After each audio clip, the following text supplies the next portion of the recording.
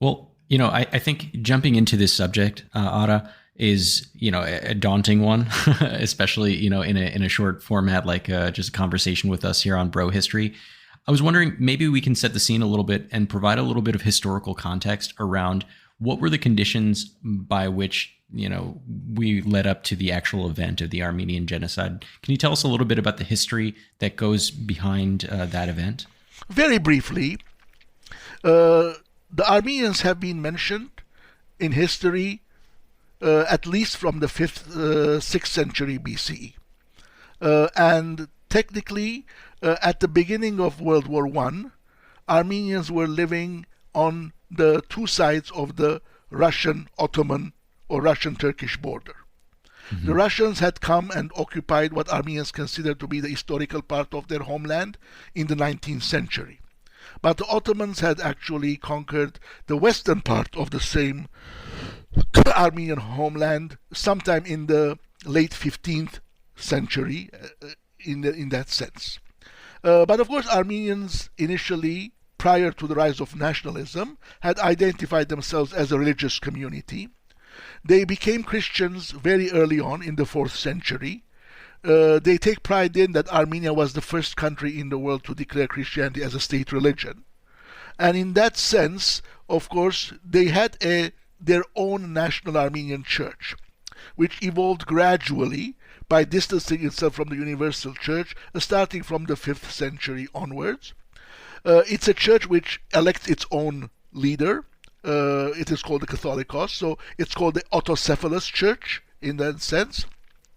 And that individualism of the church was respected by all Muslim conquerors, starting with the Arabs up to the Ottomans and the Persian Safavids and the Qajars, because they saw that Armenian Christianity was slightly different from the Christianity of the Byzantine Empire. So as such, they continued in the Ottoman Empire to be considered as a separate millet, separate from the other Christians, the Greeks. In the 19th century, Armenians were also affected by the new ideology of nationalism. And they started redefining their identity in the nationalistic terms of the 19th century. For example, the works of Gottfried von Herder were very popular among Armenian intellectuals.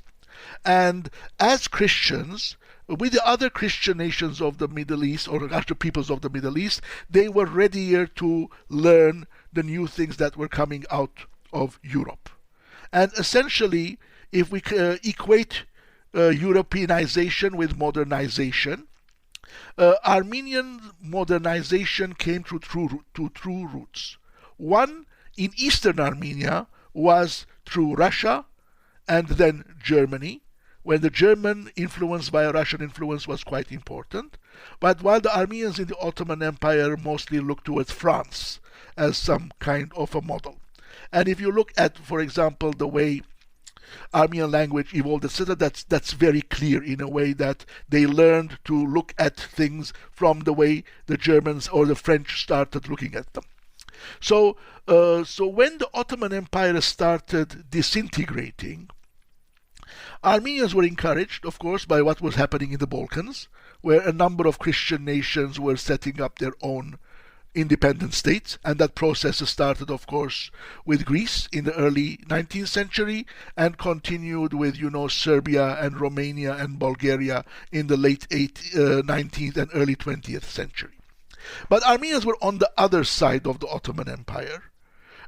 Among their neighbors, only the Georgians were Christian, while all the other neighbors were Muslim. We're talking here about Persians, we're talking about the Turks, we're talking about the Kurds, and also the ancestors of the modern-day Azerbaijanis, etc.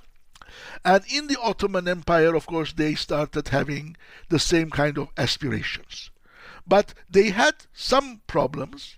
One is they were far away from European imperialistic ambitions. The only imperialistic country which was interested in Armenian territory was basically Russia. And that was one case. And in another way, they also had numerical problems, that the number of non-Armenians during Armenian historical territory was much higher than, let's say, the non-Bulgarians or the non-Greeks living in those parts of the Balkans. So Armenians essentially were unhappy that they were being treated as second-class citizens.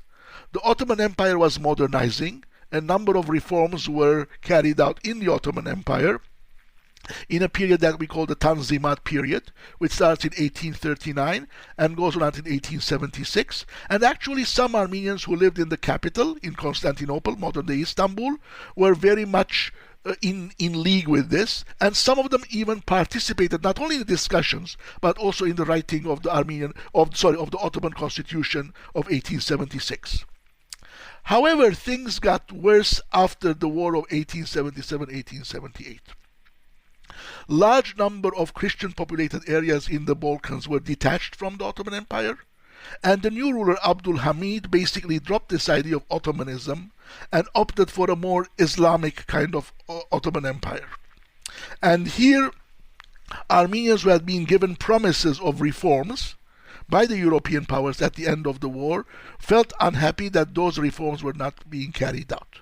So technically, at no time until the First World War, Armenians asked for immediate independence in the Ottoman Empire. They vacillated between two options.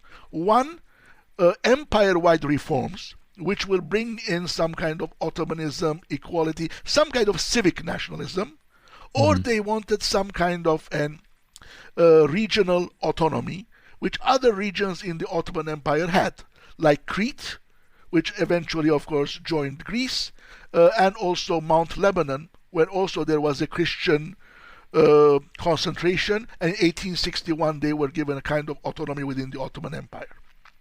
But among the Ottoman governments, there was reluctance to give this, understandably, because they usually saw that every region which became autonomous sooner or later detached itself from the Ottoman Empire. So that's why when World War I began, I think for the ruling Young Turk Party, this was a good opportunity to get rid of the Armenian issue by getting rid of the Armenians. And essentially they carried out something which we now call the Armenian Genocide. So basically this was the background of why it started. Ara, thank you for that. That's fascinating. That raises more questions at this point than answers, I think. One thing that jumps out at me, I